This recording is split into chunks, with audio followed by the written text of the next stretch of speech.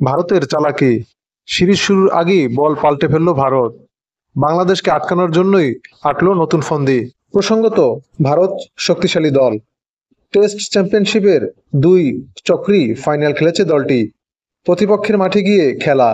সেপ্টেম্বরের 19 তারিখ থেকে ভারতের বিপক্ষে শুরু হতে যাচ্ছে টেস্ট সিরিজ।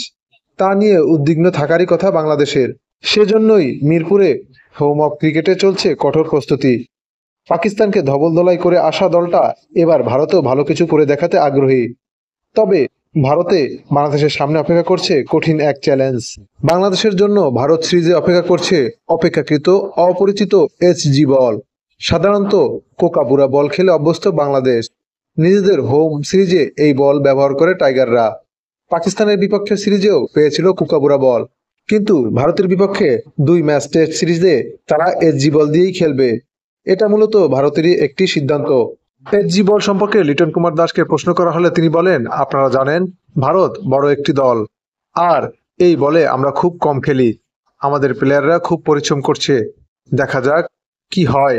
এ ব্যাপারে লিটন কুমার দাস বলেন, প্রস্তুতি বলতে আমাদের সেরা বোলারদের বলই আমরা খেলছি।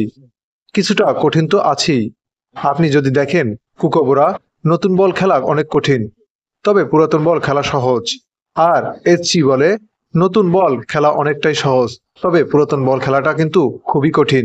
এখন দেখার বিষয় হচ্ছে এই এইচজি বল দিয়ে ভারতের বিপক্ষে বাংলাদেশ কিভাবে জবাব দেয়।